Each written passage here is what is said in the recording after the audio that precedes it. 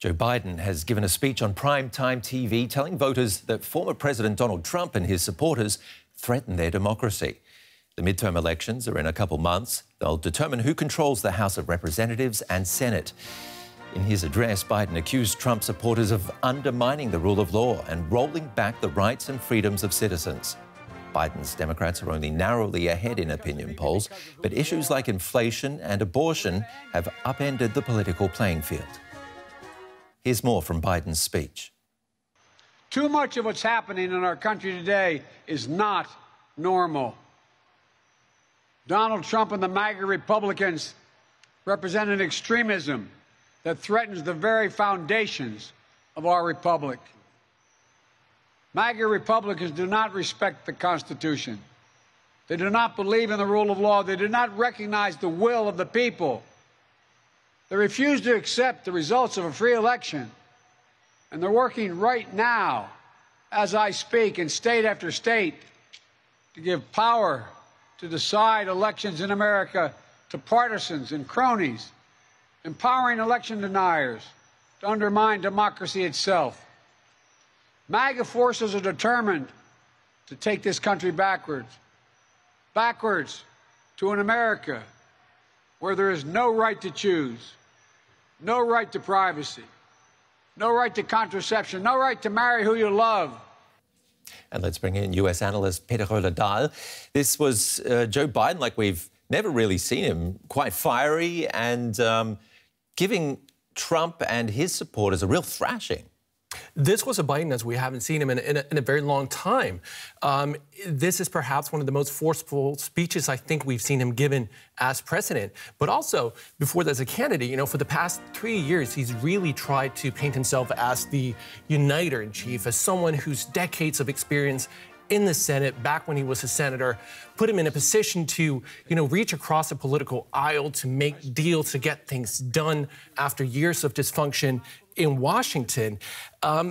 For a long time, he wouldn't even mention Trump by name. He will call him the former guy.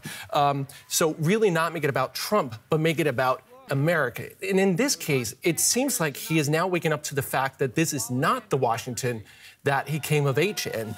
It is a Washington where Republicans have blocked Biden's agenda at every turn, and where Republicans as a party have also become more and more extreme, and where really the loyalty to Trump, it seems, comes above all else. You've seen poll after poll showing that a sizable majority of Republicans, as many as 70%, still think that Biden is not the legitimate president. Where we've seen on the local level, on the state level, with the Supreme Court that's also increasingly conservative, that years that rights that Americans took for granted for decades have started being rolling back, from abortion through access to the ballot and maybe also at stake same-sex marriage. So that is the extremism we saw Biden warning against here very forcefully. Biden said that this speech was about the soul of the nation. I want to play a clip that I think really gets to that point.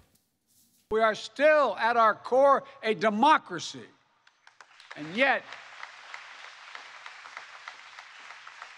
history tells us that blind loyalty to a single leader and a willingness to engage in political violence is fatal to democracy. For a long time, we've told ourselves that American democracy is guaranteed, but it's not. We have to defend it, protect it, stand up for it, each and every one of us. What do you make of that? Yeah, this is such an interesting part of the speech, and I think he's really trying to do two things there. On the one hand, we see Biden trying to paint himself as the penultimate commander-in-chief, kind of in the mold of a George Washington, America's first president, who led the American army to victory during the Revolutionary War against the British Crown some 250 years ago. And Biden here saying that, we need to stand up for democracy. He is the guy who is going to lead them through that battle, essentially, right? I mean, it's no coincidence that he's giving this speech at Independence Hall, where in Philadelphia, where the Declaration of Independence was written, where the Constitution was written. And so he's saying this is really what is at stake here, is either going down the path toward tyranny, returning to what Americans broke free from some 250 years ago, or continue on the path of democracy. And then we're also seeing the second aspect, which is a not so subtle nod, I think, to what is going on elsewhere in the world, what we're seeing in Russia with President Vladimir Putin, who is undoing what was left of democracy in Russia, Hungary, where we're seeing Viktor Orban also undoing many of the things that we associate with liberal democracies, and where there's just been a surge of anti-democratic, pro-authoritarian movements throughout the continent. So he is both sending a message to Americans saying this is where we could be headed, but also, you know, a nod to the world saying we're seeing you. But to bring this back to the US, how do you think the midterms will pan out?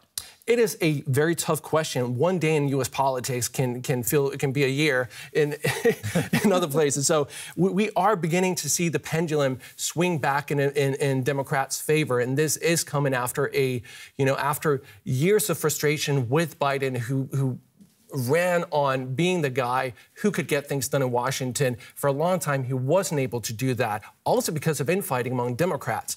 But we are seeing now that he scored a significant amount of legislative victories, from infrastructure packages to tightening gun laws to also, we're just seeing basic things like gas prices starting to come down. And those are things that really make a difference to Democrats. And so we're seeing a Biden and a Democratic Party, I think, who are looking at this and saying this is how to beat not just Trump, keep him away from the White House in 2024, but also to beat Republicans in just 3 months.